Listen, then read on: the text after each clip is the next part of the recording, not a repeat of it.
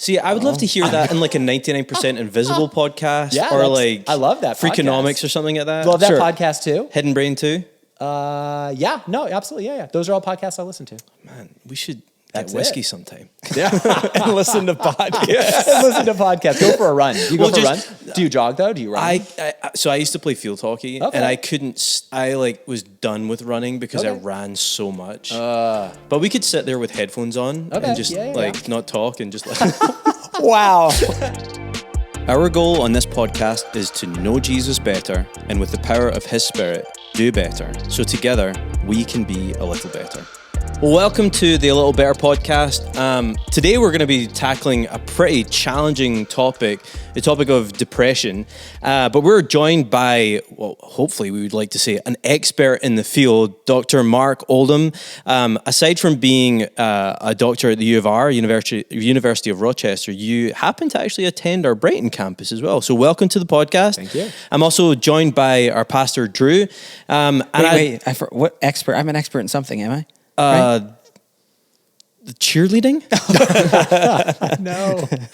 I don't know. But this is obviously a really challenging topic. So there'll be some descriptions down at the bottom. If at any point in this conversation you're struggling with something, we want to be a resource for you to draw closer to God, but for you to find the help that you need. So be looking out into the show notes for that. But obviously we're talking about depression. And Mark, could you give us a little bit of context for your experience dealing in the clinical field of depression? Give us a little background on that. Yeah, sure, absolutely. No, I appreciate it. Well, thank you for having me. And I should say at the outset, I am a psychiatrist. I work clinically. I do research as well. But anything I say here is not, medical advice or recommendations. But nevertheless, just putting this in context, thinking about depression, how we might approach this clinically. The word depression can mean a lot of things to a lot of different people. So it's kind of elastic. The word is elastic in that way. So depression describes, at kind of its simplest sense, it describes an emotion of dysphoria, not feeling good. You feel kind of dark. But that's just an emotion. People can feel depressed when they get bad news. People can feel depressed for a variety of things that happen in their life. But that can fluctuate. So that's just an emotion. When we talk about depression in a clinical sense, some people will use the phrase clinical depression. In psychiatry or medicine, we would call it, let's say, major depressive disorder.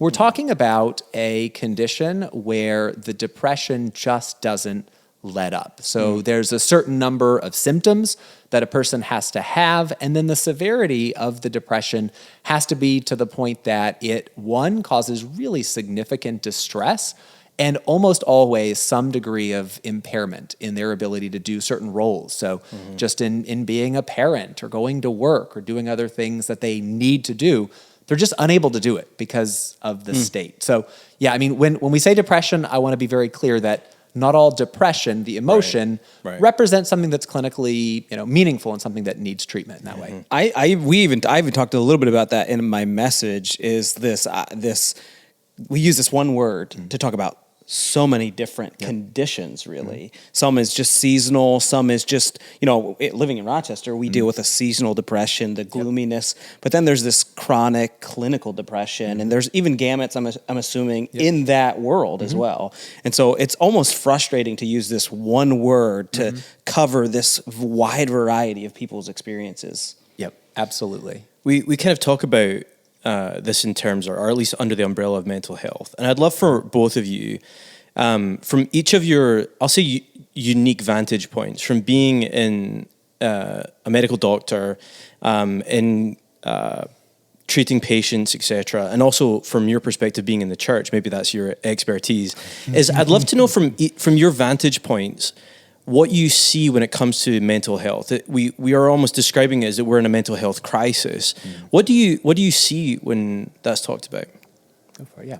Oh, you're the ex. You brought the message, so go for it. Yeah. I mean, from my vantage point, I see all kinds of mental struggles, right? I deal more with rightfully so, the more seasonal depression, the more like negative, dark thoughts, because I am not a doctor and I don't know how to treat clinical depression. I think God can play a role in every kind, but I do think there are times when someone needs to go see a physician, a doctor, and treat neurological and psychiatric things. So from my perspective, I'm dealing more with the people who are struggling with dark thoughts that won't seem to go away.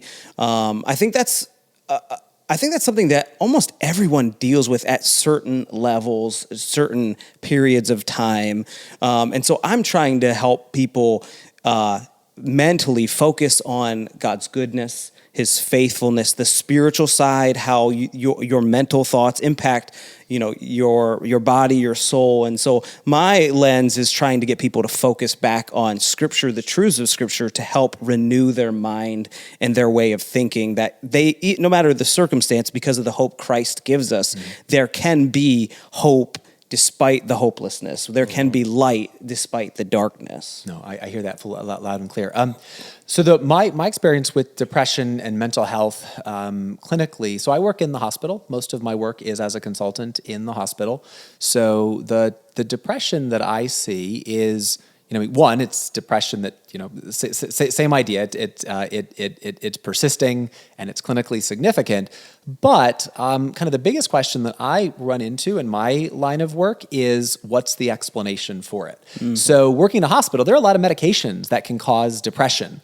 And it's nothing to do with what the person is experiencing. It's not necessarily that the person's in a really difficult place, in their life or stressful wise, but there are a number of medications that can cause depression.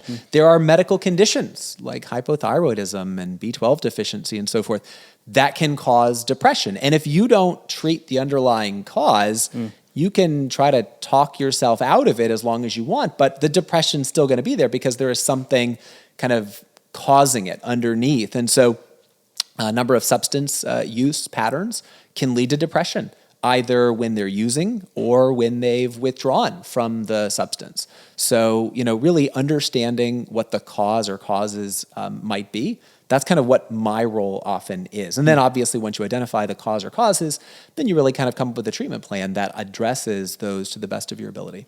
Do you see like an underlying thread with that? There are a commonality across the board that you see? Some would attribute like social media to being that. Now that's a very small, you just mentioned a whole litany of things from medication to circumstances. Do you see an underlying thread of a rise of depression or depressive states, not just clinically, but more of that emotion? Yeah, no, that's an interesting question. So, if we were to rewind the clock to, 50 years ago, 70 years ago, the idea of depression wasn't as much an emotional thing. When the word depression was originally used, it was actually used in the context of neurology as a kind of psychophysiological depression. The person wasn't getting up, they weren't tending to kind of daily activities, they weren't leaving the bedroom, they weren't leaving the house. They were depressed in a sense that their system was depressed. It's really been only the last number of decades that we have really emotionalized the experience of depression. So no longer is it this, a medical term might be anhedonia, which is the lack of pleasure or the reduction of pleasure. So you do things that you'd ordinarily enjoy doing, like going out with friends or, playing a specific sport or being involved in a hobby. And usually that should bring us some sort of joy and some happiness. And that's appropriate, and it should. God gives us those things to enjoy. But, historically, depression was this, you just couldn't find that. Nowadays, I feel like it is moving more into this emotional state where it's like, I just feel dark or depressed or dysphoric, that kind of thing. And so I think we've kind of broadened our idea of depression, but certainly, social media, being drawn to things like TikTok and all the stuff that's happening. There are, I'm not an expert on the epidemiology of depression and so forth in the community, but I've definitely read a number of reports that suggest that this is a huge issue. And one of the stats I know in the message had to do with the fact that suicide is extremely common. It's like, anywhere between, depending on where you look, the 9th or 11th leading cause of death. I mean, that's huge. That's very huge. significant. Every 12 minutes. Yeah. according- I mean, it's according to that, tragic. It's absolutely tragic. So if that's kind of like the base, just to kind of give our listeners a baseline of what we're talking about, I'd love to kind of jump to your message, and I'd love to give them the like 60-second recap of your message, and maybe some of the things that, I mean, you get 25 minutes to try and cram such a nuanced, complex issue, and what you kind of left, or you might have wanted to include it in it. Yeah, so my message, was just giving a generic definition for depression, very similar: persistent, dark, negative thoughts and emotional state. And really, I was kind of tracking with how we see some of that through David's life, through the prophet Elijah. Like, this isn't a brand new problem to our culture. It's an ancient problem that we just have more language around. And so the big thing I want to do in this message was bring hope to the darkness, bring light. And so, but just by helping people remember truths, like, you're not alone. God's with you. Our church is with you. And then God has overcome our issues. And I love looking at David's story, right? He's at this dark state. How long, Lord, must I suffer? How long? But then there's this David's mind being removed, this process in verse 5 where he says, I will rejoice in your salvation. That the depression might not go away here on earth, but we have the truth of Christ that he has overcome the darkness, and one day it will go away. And we see how David's mind was slowly changing and seeing the hope despite his circumstances and his thought life. Yeah, if I could build on that, one of the things we talk about in kind of mental health spaces about depression, there's something called the cognitive triad.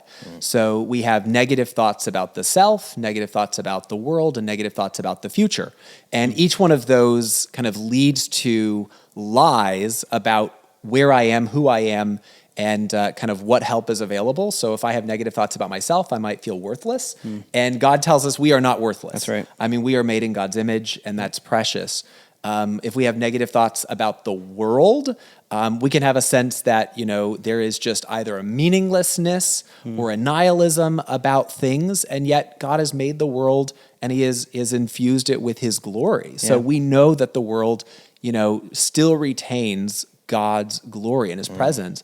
And then, negative thoughts about the future, I mean, that can lead to a sense of hopelessness. Yep. And that's not true. We do not mourn like someone who has no hope. We have hope for the future, and we can rest firmly in that. And we have God's Spirit as a guide. We have the church, the body of Christ as support. There's so many different resources available, but ultimately the thoughts, think about mind field, right? This is a mental experience. This is something that I experience, but the world can only kind of infer what I'm actually going through. Yep. And so these thoughts are lying about where things are. They are stealing the present moment, and they end up destroying things. And we know who does that. That's the devil. I mean, these are thoughts that are dangerous. And so this is something that we need to combat for people's good so that they find recovery and help. Yeah, I think the enemy is so good in spots like these, negative, dark thoughts, to just whisper, hey, isolation, you are worthless. There's something wrong with you. And what the sad reality is so many people buy into those lies. Our culture often buys into those lies. And the more we can do to have conversations like this, make awareness, and also speak truth into people's head spaces, I think is super beneficial. Absolutely.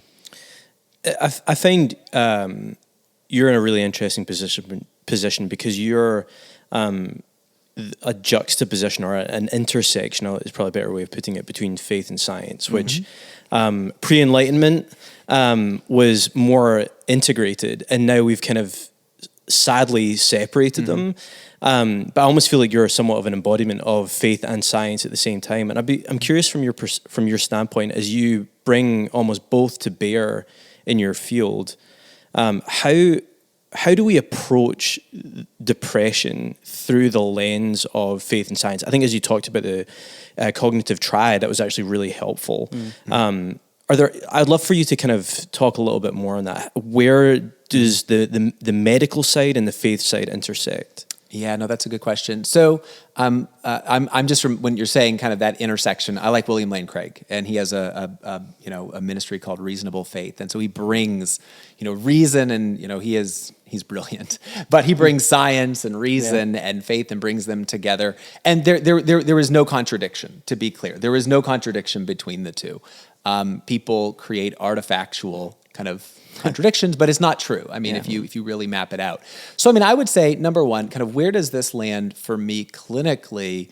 I start with the presupposition that the person in front of me is made in God's image and that they're worth it, that they are worth it. They might be going through horrendous experiences. So when people see me, they're probably in one of the lowest points in their life because they're medically sick enough, surgically sick enough to be in the hospital, but also kind of mentally, cognitively, emotionally sick enough to have a psychiatrist saying hi to you. So I end up seeing people in some really dark places, and one of the things that I do research on is called delirium, and delirium is a state of acute confusion that happens from a variety of different medical conditions, and medications can cause it. And delirium is a chameleon. It can present with anything, including depression. And so, it can be very easy in that moment. It's very dehumanizing to not really have access to your personality, to have access to, just clear thinking. And so I think that ends up being a foundational premise that I start with in engaging people.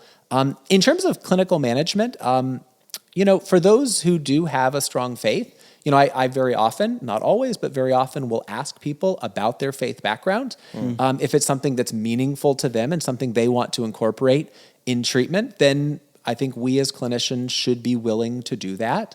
And so incorporating that and just letting that be a part of the equation for healing. But then when it comes to how do you manage it, I mean, we do have some pretty standard roadmaps for clinical management. I mean, there's psychotherapy, which is kind of talking to somebody, who has expertise in a certain type of therapy. We have different medications. You can use both of them. You can use one or the other.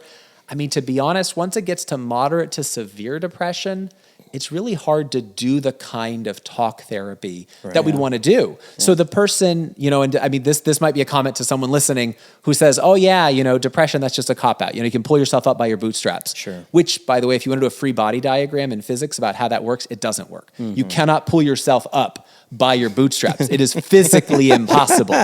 Like to have you try it. So in any event, but yeah, so I mean, it's not a cop-out in the sense that, when a person is really going through the depths of depression, they don't really have access to the kinds of spontaneity and the kind of motivation to do things, to clean up, to take care of themselves, hygiene, reaching out to people. They isolate. So in that sense, I mean, I'm really glad that we do have these other resources that we can offer to help people kind of get through that, so that then as they're improving, maybe they can make better use of something like biblical counseling or therapy or another form of treatment that is really going to engage the mind, and they have the ability to do that. I have a question for you, Mark, on that, because anytime we have these conversations, I usually get a couple emails about someone who is frustrated that we would even mention with depression medication, right? They would say something along the lines of like, why are we not just allowing God to heal that person? And, I don't know why there is this tension with our mental state that it feels different that for people than like our physical bodies and going to a doctor for medicine or shots. What would you say to that person who feels that tension around this subject? That is a great question. By the way, I have on my bookshelf a book called Psychoheresy, which tells me all the reasons why I'm doing the wrong thing by being in the mental health field. So I remind myself of that daily. So you're saying you wouldn't recommend that? No, exactly. We will not have that in the show notes. No, that's an excellent question. I think it's a brilliant question. It's important to address. I appreciate it. So, I mean, essentially, what I would say is, there are many different types of depression. We already talked about the fact that there are many causes of depression.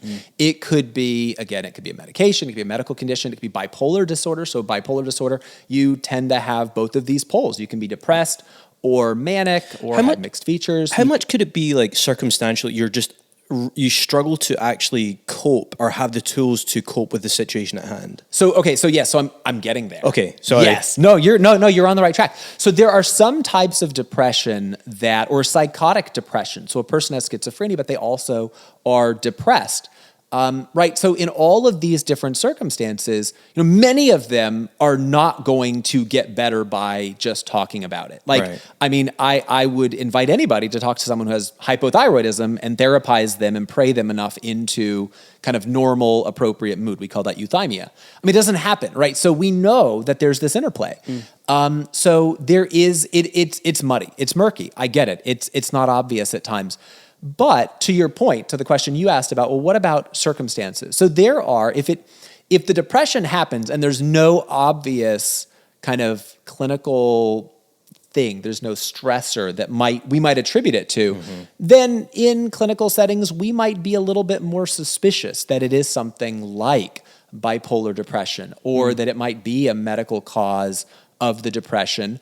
But when we think about kind of the stresses that happen that can lead us to depression, you're absolutely right. So we do have depression sometimes. A depressive episode can happen as a result of really bad things happening in life. And in fact, there was a study done back in the day, one of the more interesting studies, Kenneth Kendler did a study looking at monozygotic twins who were what we'd say rigorously discordant for depression, which is to say that they did these life stories of these individuals. One never had depression, one clearly had depression, and they would do these life stories.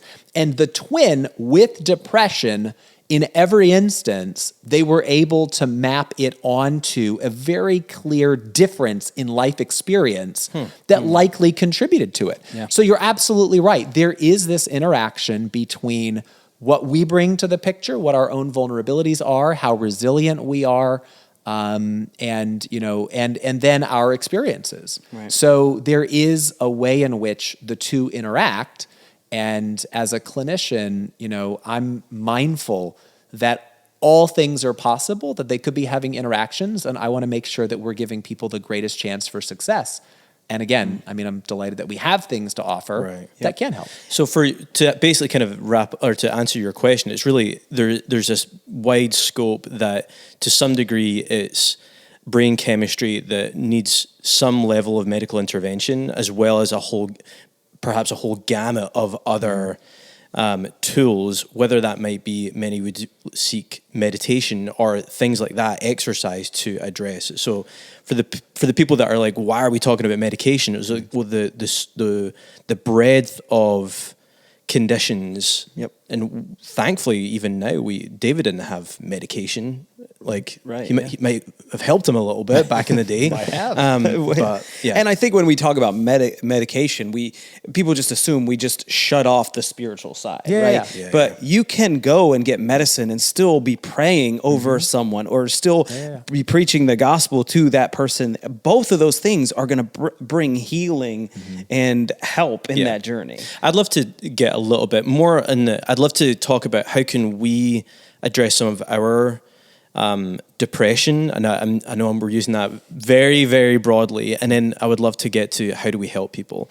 I remember going to see a therapist, and he suggested that I had an underactive hypothalamus, and he suggested things like exercise or even taking fish oil supplements would be a way to help address some of that, because I wouldn't say I was depressed, but there is simple ways to help lift my energy and lift my even perspective on what I was going through. I'd love to know, even from both of you, and you did mention a lot of those things, from like repairing your thoughts, praying your thoughts, arresting your thoughts. What are some helpful things for our listeners to, if you're actually dealing with, I'm not necessarily the clinical side of things, we could get there, but some of the things that as we are dealing with the hardship of life, that we find ourselves in a persistent mood of despair or feelings of despair that, as you put it earlier, what we once found enjoyable is no longer enjoyable. What do we do? Maybe it's not as easy as doing exercise and taking fish oil tablets, but are there things like that, practical things? I mean, for me, exercise is a big one for my mental health. Getting up in the morning, going to play basketball, playing football. There's just something to be said, at least for my mental health. I feel so much more invigorated. I feel like I have a clear mind. I take, this might sound crazy, but like cold baths. And it focuses my head, and it like centralizes me. So exercise, I think, is a big one. I think hobbies you enjoy. Again, I know there are some parts of depression that like you can no longer enjoy those hobbies, but I do think there is a state of depression that, man, just going and being around the people you love, having fun, going on a vacation are healthy habits that can maybe help you from getting to that darker side. Yeah, I totally agree. Yeah, I mean, insofar as you have recourse to be able to do these things, dive in, headlong. So I agree. Exercise is important. Eating healthfully is important. We eat very unhealthfully here in the U.S. If that's probably not a news flash, but yeah, I mean, like eating, fruits and vegetables and that kind of stuff. So a Twinkie won't help. Probably not. I would like to say a Twinkie has helped my state of mind every once in a while. Not a whole box. So yeah, I mean, doing that, obviously, being a part of community. I mean, I'll just say, doing a plug for community groups, getting involved in a community group, being involved. I mean, just kind of listening to worship music, diving into things that you enjoy, getting out in nature. My goodness, like just getting outdoors and not being in, four walls. I think is really important as well. So many things. And I'll also say, we talked about this a moment ago, getting off of social media. Yes. I mean, like being in the world, interacting with people in front of you is so critical. God made us to be in community. Like he is a community in himself. So like, I think he's trying to tell us something that we need to be in community. So I think all of those things are essential to finding meaning, to health overall. I'm curious of your thoughts if you've read much on Viktor Frankl, the psychologist from the early 1900s who was in a concentration camp, and he came up with logotherapy. So there's three things with logotherapy. Now I'm unstudiously summarizing these three things. So did you go to Wikipedia and find this? I didn't. No. Okay, just wanted to say. But Google. That too. Yeah. So one would be a project to focus on. The second one is a redemptive or optimistic view of suffering, which is very powerful when you think of he's trying to help those who are in a concentration camp. And then one is a community of people who love you.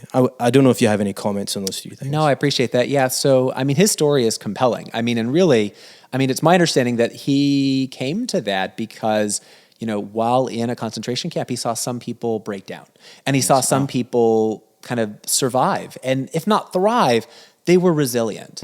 And he wanted to get to the bottom of why are some people resilient and why are some people not able to find meaning and kind of persevere. So, so it's a powerful thing. And he wrote a book called Man's Search for Meaning. I think that's the book that he's best known for.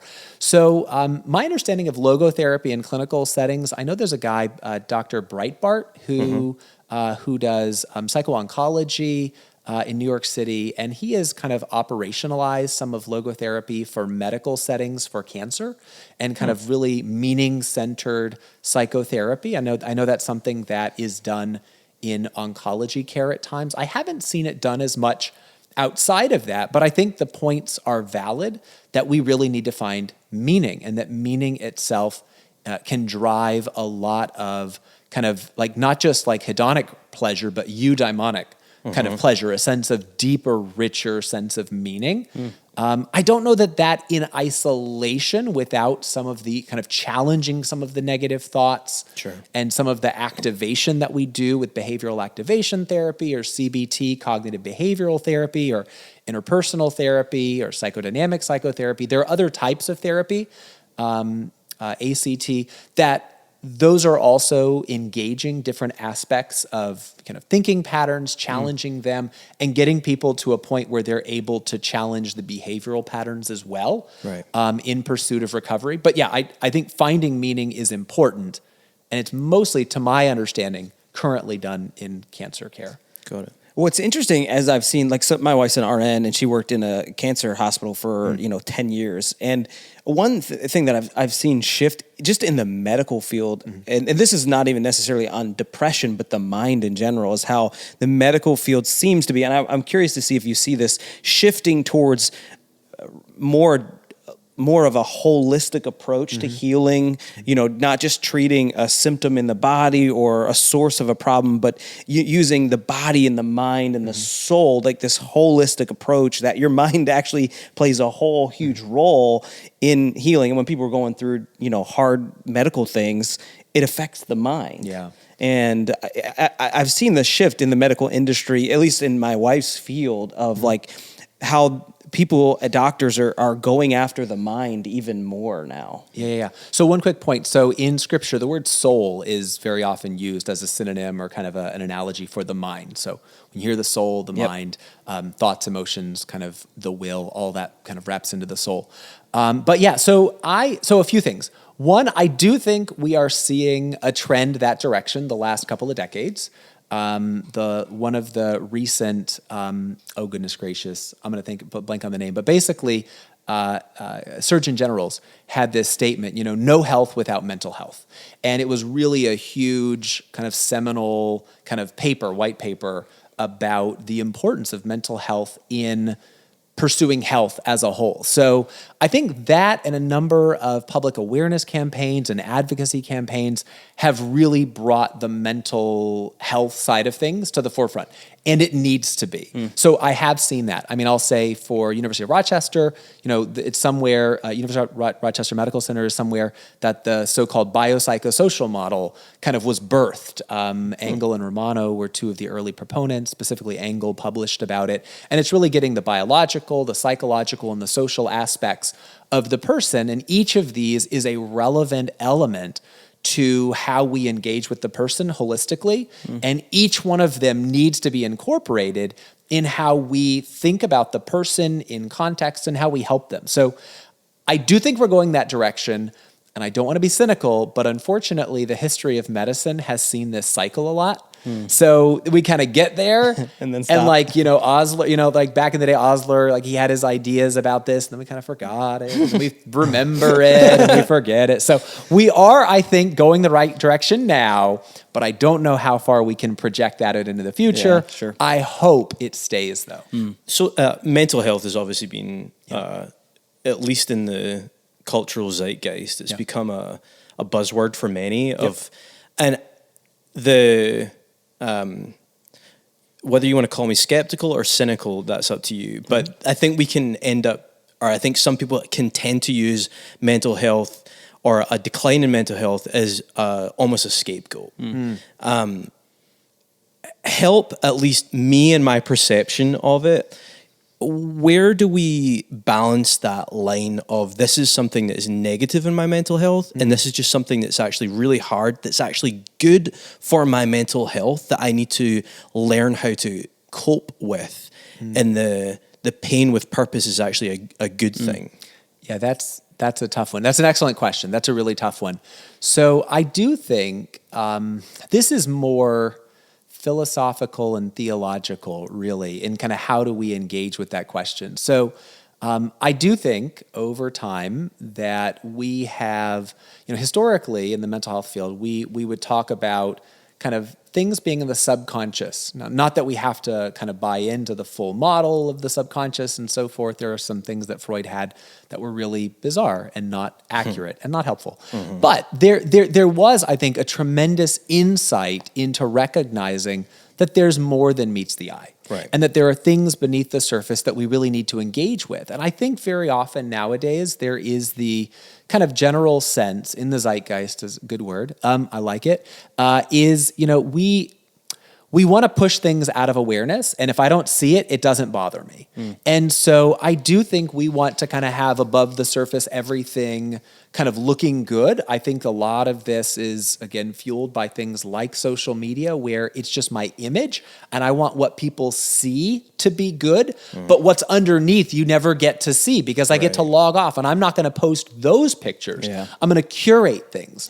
And I think even just our engagement with, first person, digital worlds, we're able to create our own kind of persona. And in that way, I think it gets kind of dangerous. So we're kind of creating this plastic existence, and underneath it, we're not really dealing with what I think are a lot of the hurts and things that where meaning is lost, right? So, so I think from a Christian worldview, we lose a lot of meaning. We lose a lot of sense of what's right and what's wrong. We lose morality. We lose a sense of God's sovereignty. And we lose sight of that. Everything becomes relative. Right. And when things become relative, there's a lot of danger if there's no North Star. I agree with that. And I think it's been kind of a broad cultural shift. Right. And so from a kind of a Christian worldview, we would have a different diagnosis about that. Yeah. We've probably all, if not friends, family members that have dealt really sadly with debilitating depression. And I'd like to move as we kind of slowly kind of end this podcast. Love to take a minute to how do we best help others? It's really, really hard to watch a family member retreat. And as we even talked about earlier, it becomes irrational, where the rational things, the truths that we believe of who God is very hard to grasp onto, especially when we're in a guilt and shame cycle in depression. How can we help those that are in that really dark, despairing place? I would start with compassion. I think that's where God starts. We talked about that in the message, how God looks upon you. He doesn't say, get it together. He doesn't say, pull yourself up by your bootstraps, even though that's impossible. We made that clear. We've established that. He is a God of compassion. And I think being present with people, sometimes telling people the truth they don't want to hear or they don't believe, preaching the gospel to them. We had a cool moment in pre-preach as I was kind of just getting ready for this message, and someone said, what I've experienced this, and what do you do when you can't do the things you're telling me to do? And I think that's where community comes in, a community of compassion where they love you as you are, but they love you enough to say, we're not going to let you stay here. We're going to walk with you. We're going to give you compassion. We're going to be empathetic. We're going to preach the gospel to you. I think that's a huge piece to it. I completely agree. Starting with compassion that's the foundation. That was Christ's, that's what he led with. And that was kind of just suffused his interactions with others. But I think, moving beyond that too, I think when we engage with people in our lives who have depression, there is a balance or a tension that I think we need to engage. So on the one hand, we meet them where they are. We reach down. And very often that might mean we have to reach out proactively because they're retreating and they don't want us to get to them. Because again, shame is this idea of who I am, guilt is what I've done. And so both of those kind of keep people isolated and kind of in a prison emotionally, relationally, kind of locked away from people. So we go to them. Just like Christ came to us, we go to them. That's right. And so that's number one. Now, when we go to them, we meet them where they are, we can't just stay where they are because that's not going to help, right? Like we have to instill a realistic sense of hope. So we have one foot squarely planted with where they are. We're meeting them. We're listening to them. We're not giving them pat answers like, oh, they're there, everything will be okay, because they're not even going to hear that. That's just going to go right over their head because they know it's not true. So is that just like sitting with them, listening to them? Yeah, listening to them, acknowledging that it's been tough, acknowledging that things don't feel right. Acknowledging that. I mean, there's a sense of, so the psalm that we covering in this message is like a lament. Like there is a lament, but lament can be itself transformative when we acknowledge and we turn to God and we, say we trust in his unfailing love and his faithfulness. So the one side we meet with him, but the other side is we have to have a foot outside of that world and in reality, right? So we have to be able to say, you know what? I know you're feeling that way right now. I hear you loud and clear, but it's not going to be like that forever. Yeah. Like there is hope. There are options. This is not where you were 2 months ago. I know you. This isn't you, because depression represents a stark discontinuity from someone's life and existence, right? So they were a certain way before it. Now they're in this kind of dark place that we're going to call clinical depression, kind of the general term for clinically significant depression. That's not who they are. It's not who they usually are. So we need to have a realistic sense of hope for that person as we engage them. As we wrap up, how would you encourage the person? I have someone very specific in my mind right now, whose family member, it's just very hard to get through, and they've been trying a really long time. How would you encourage them? I mean, I would start with prayer. End with prayer, and prayer all throughout it.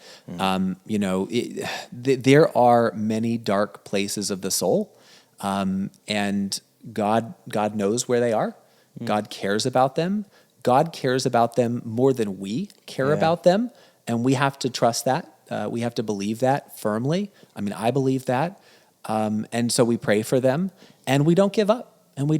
Because depression can very often fluctuate, right? So there might be a time where it's darker than others, and maybe there might just be that moment of clarity. There might be that breaking in the clouds where they have a moment of insight, and being consistent and showing them that we're not giving up also really counts for something, right? So somebody in that mental state might say, oh yeah, they're just coming. I mean, this is the way they might be thinking, like, oh yeah, they're just coming around because they want something, or yeah, but they're not really in it for me. They're just, they just feel like it's a nicety but if you stay in there and continue and persist and persevere, I think you demonstrate to them the love of Christ. I mean, Christ is the hound of heaven, right? He does not give up on us. Yeah. He didn't give up on me. He doesn't give up on people. He is always coming after us, and his love is pursuing us. And I think we need to be the hands and feet of that love, reaching out to people consistently. Yeah.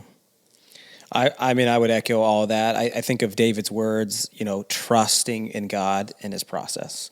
God doesn't work on our timing. Right. And a lot of things take longer than we wish they would. And I think surrounding it in prayer, being present, walking in compassion, and do what you can to, fight that tension of bringing hope into their life and be consistent. I think consistency is big. I think the people I have dealt with depression in my family, it felt like they were constantly waiting for me to bail. They were waiting for me to give up. It was like someone was whispering in their head, just give it time. They're going to leave. And I think the lie. That is the lie. That's the lie. And that consistency, I'm not going anywhere. We're with you to the end, and just begging God to intervene. I think, as Mark said, are all amazing things you can do. Mark, thanks so much for joining us. It's been really insightful. Thanks for your knowledge. You too, Drew. And I just want you to know, as you listen, as you watch, hopefully if you've not dealt with depression, as you probably know someone that has, that you understand and feel the sense of compassion that we can receive from Jesus, and he changes our heart and our mind, our eyes to see people for the image of God bearers that they are, that we can, as Drew just said there, stick with them to the end, that we can be consistent in prayer. And if you're honestly struggling with depression, if you're really in a dark spot, whether you can receive these words or not, I want you to know that you are loved, you are cherished, you are valued. Whether you know either three of us or not, there is someone in your life that does. And if you can't grasp onto that, please know that God loves you. He sees you. He is with you even right now.